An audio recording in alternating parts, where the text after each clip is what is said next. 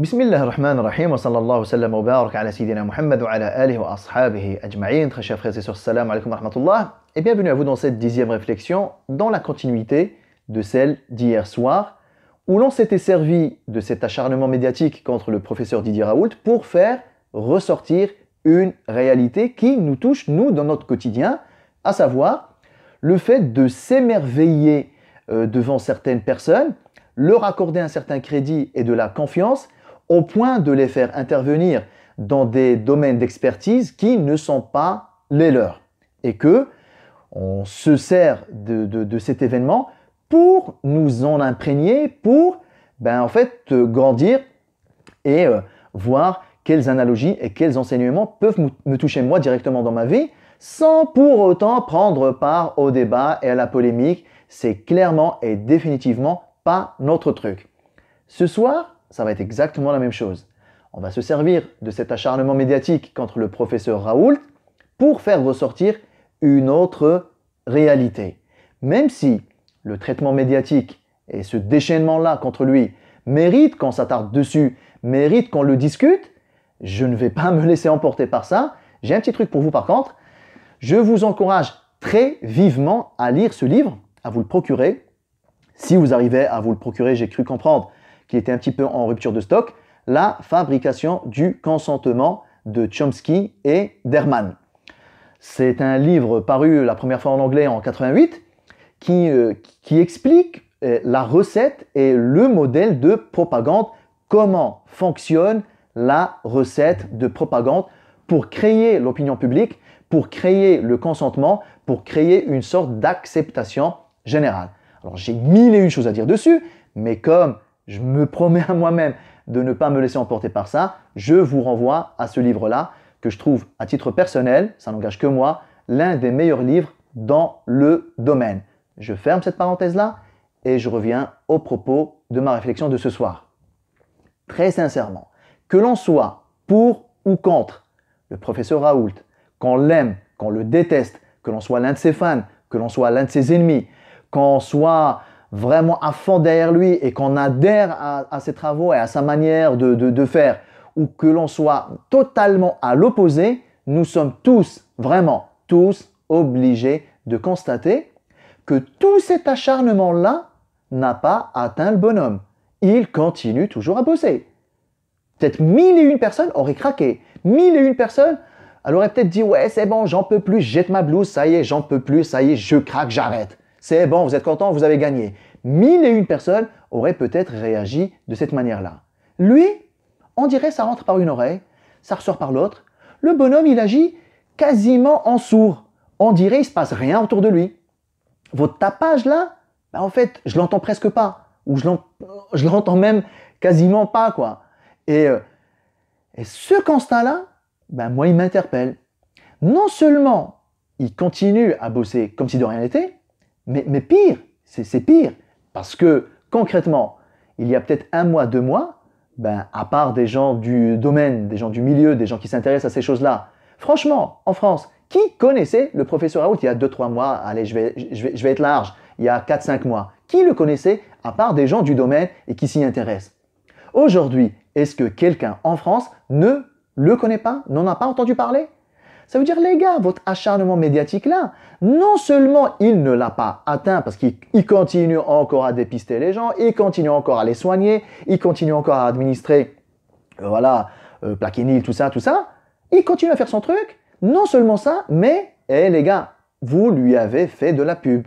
Le nombre de personnes qui maintenant s'intéressent à lui est en croissance. Le nombre de personnes qui adhèrent à sa manière de faire est en croissance. Le nombre de soutiens dans la communauté scientifique augmente. Le nombre de pays qui s'intéressent à son traitement et qui finissent par l'intégrer dans leur protocole de soins augmente.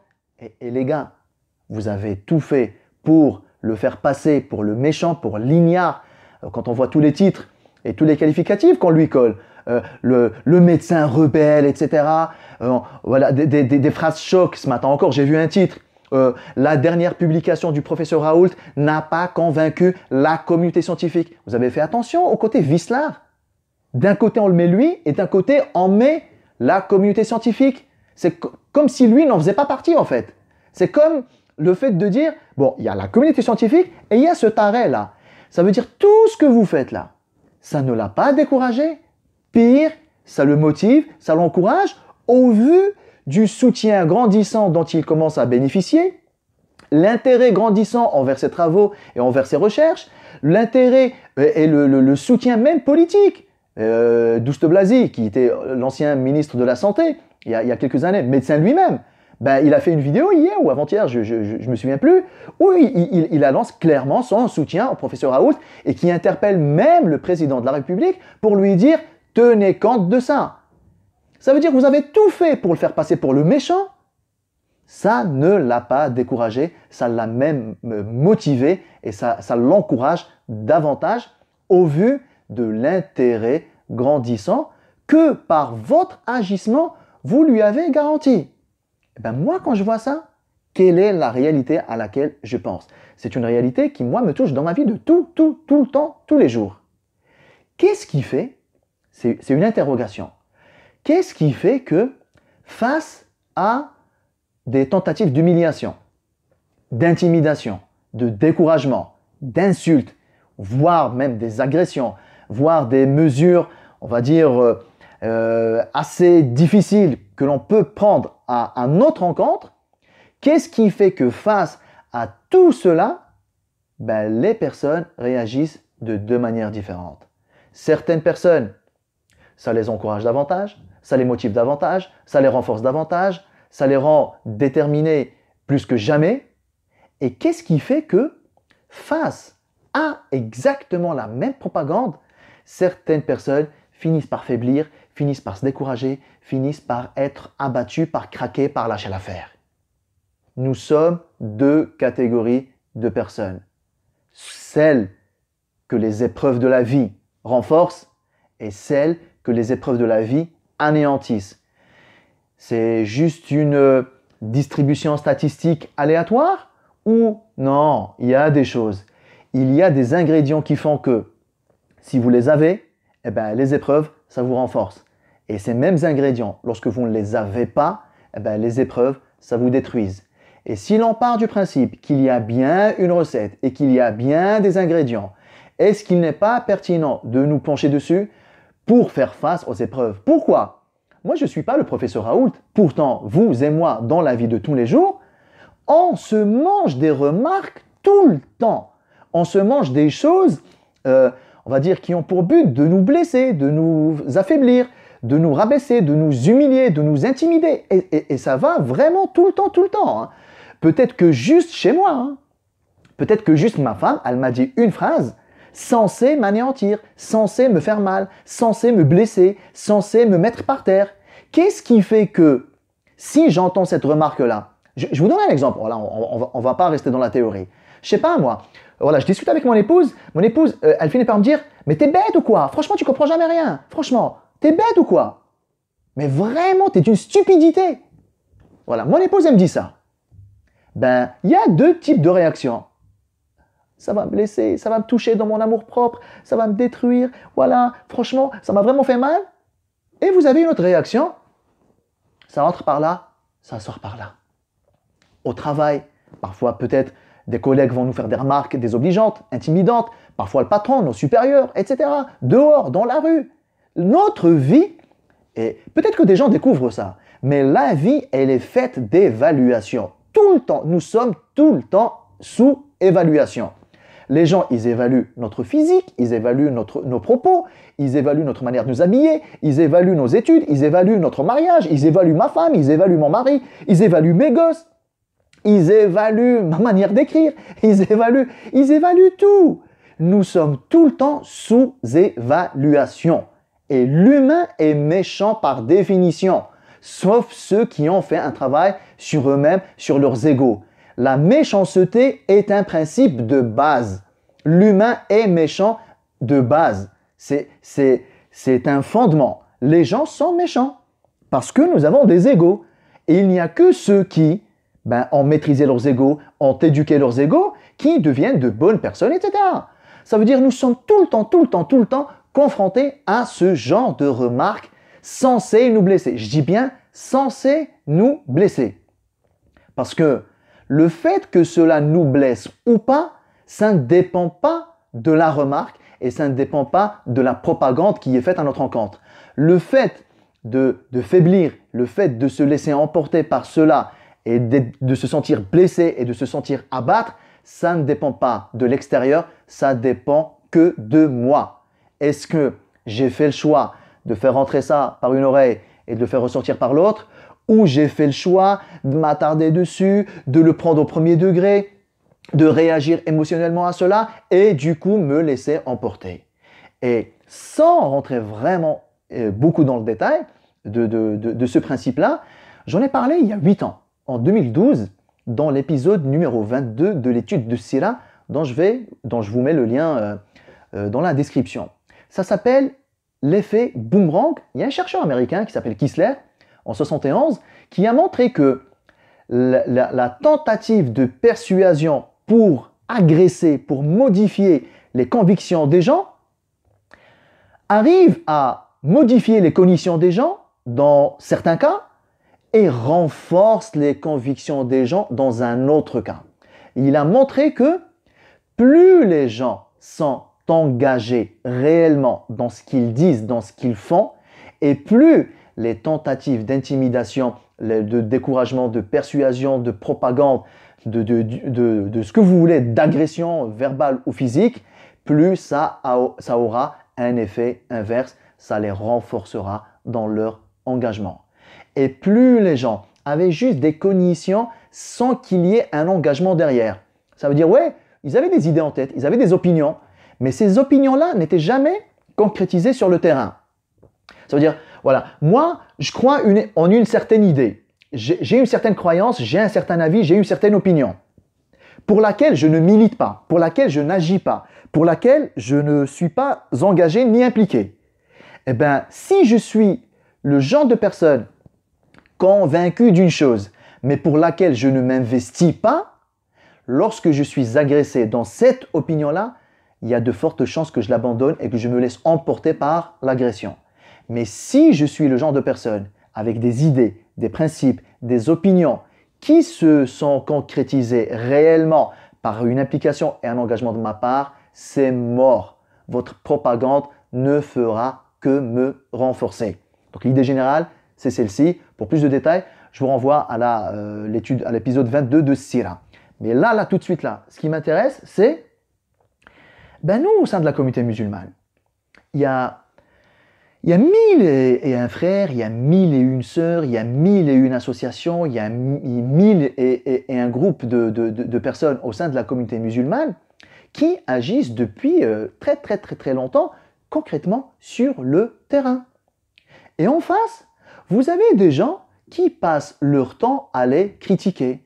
Ouais, mais non, ouais, mais c'est mal fait, ouais, mais ça c'est naze, ouais, mais ça ils auraient pas dû le faire comme ça, ouais, mais ça c'est n'importe quoi, ouais, mais ça c'est ci, ouais, mais regardez-moi les gens là, ils se la racontent, ouais, mais regardez-moi les gens là, mais ils sortent d'où ces gens là? C'est le quotidien ça. Je veux dire, vous-même qui regardez cette vidéo là, si vous êtes sur le terrain, vous voyez exactement de quoi je suis en train de parler. Et subhanallah, c'est pareil. Quand on entend ces remarques là, est-ce que on finit par craquer et ne plus en pouvoir au point, jette l'éponge, j'arrête, ou alors ça nous renforce. Concrètement, au sein de la communauté musulmane, il y a les deux types de réactions. Donc, ma vraie interrogation ce soir, c'est quel genre de personnes nous sommes? Est-ce que nous sommes des gens théoriques, des gens blablateurs, des gens qui pensent en des choses mais qui ne se concrétisent jamais, ou nous sommes des gens de terrain, des gens concrets, des gens qui agissent, des gens qui, n'attendent pas qu'il y ait quelque chose d'exceptionnel pour agir. Agir, c'est leur quotidien. On répond à des besoins concrets sur le terrain. Et de toute façon, les gens parleront. Et de toute façon, les gens n'aimeront pas. Et de toute façon, il y aura bien des gens qui vont nous détester. Il y aura bien des gens qui voudront nous mettre des bâtons dans les roues. Il y aura bien des gens qui vont se moquer même de nous. Il y a même des gens qui vont attaquer notre honneur. Il y a même des gens qui vont s'attaquer à nos familles. Il y a même des gens qui vont nous mettre tous les qualificatifs qui soient. Il y a des gens qui feront ça. C'est une réalité qu'il va falloir intégrer dans nos esprits. Attendre que l'on soit toujours jugé positivement, le jour-là n'arrivera jamais. Aucun être humain ne peut faire l'unanimité sur terre. Les prophètes n'ont pas fait l'unanimité. Je vais la faire moi, l'unanimité. Wallah ne fait pas l'unanimité sur terre. Certains ne le reconnaissent pas, certains le détestent, certains se rebellent contre lui. Wallah ne fait pas l'unanimité. Les prophètes ne font pas l'unanimité. Vous voulez que moi je fasse l'unanimité? Vous voulez que le professeur Raoul fasse l'unanimité? Personne ne fera l'unanimité. Qui durera dans le temps?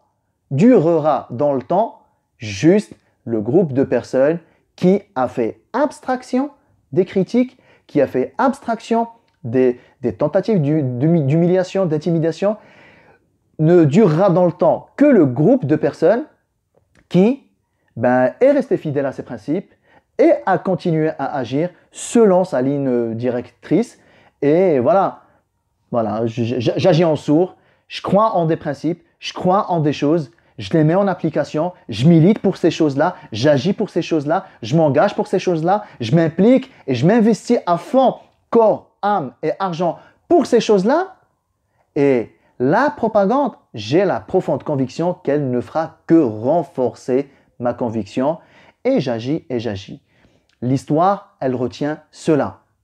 Nabi sallallahu alayhi wa sallam, quand il est venu, il a été critiqué de tous les noms. Il a fait abstraction de ça, il a continué à bosser. L'histoire, elle retient qui? Elle retient Nabi sallallahu alayhi wa sallam ou elle retient Quraysh? Et c'est vrai partout. L'histoire humaine, elle est un parfait exemple de personnes dévouées pour leur cause. Et je ne parle pas que des musulmans, hein.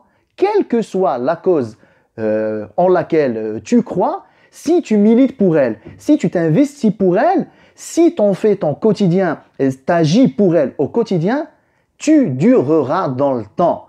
Si ta conviction n'est restée que théorique, si ta conviction n'est restée qu'un principe comme ça dans une case de ton cerveau, il y a quand même de fortes chances à ce que dès le premier découragement, dès la première intimidation, il y a quand même de fortes chances que ça nous atteigne et qu'on finisse par craquer et par lâcher l'affaire. Ma réflexion de ce soir est liée directement à notre foi et liée à notre islam. Notre islam est agressé. Nos convictions sont agressées. En tant que musulmans, on est souvent sous la loupe, sous les projecteurs. Nous, en tant que musulmans, nous sommes souvent et nous faisons souvent l'objet d'intimidation, de découragement, d'insultes, de moqueries, de tout ce que vous voulez. Je ne vous apprends rien. On vit dans le même monde et vous voyez exactement de quoi je parle. Et ce n'est pas nouveau, ça date depuis les prophètes alayhi salam. Nous sommes sous agression, nous sommes sous propagande, nous sommes sous une islamophobie ambiante qui a pour but d'étouffer l'islam et les musulmans. Et vous et moi, vous savez très bien que ça finit par faire craquer certains et ça en renforce d'autres. Je fais partie desquels, moi?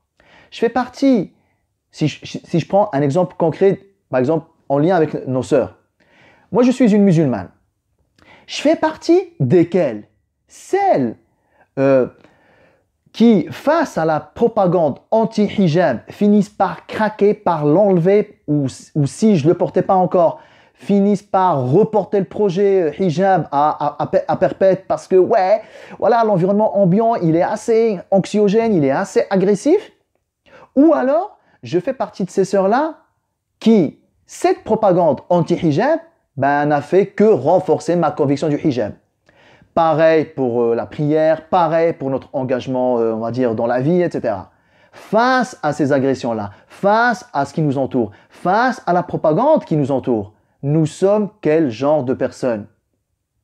Les engagés qui se renforcent par l'agression ou les pas engagés, les théoriques dans leur tête qui malheureusement, face à la propagande, finissent par craquer. Et comme on sait que nous sommes entourés d'évaluations, nous sommes entourés de pression, nous sommes entourés d'agressions, qu'elles soient idéologiques, verbales et malheureusement parfois même physiques, comme on sait que nous sommes dans un monde où l'on est tout le temps sous cette menace-là, ben choisir son camp dès maintenant, ben ça devient une priorité. C'était ma réflexion de ce soir. Wallahu ta'ala a'lam. Wa sallallahu sallam wa barak ala sayyidina Muhammad wa ala alihi wa ashabihi ajma'in. Je vous retrouve demain, Inch'Allah, à 21h. Assalamu alaikum wa rahmatullahi ta'ala wa barakatuh.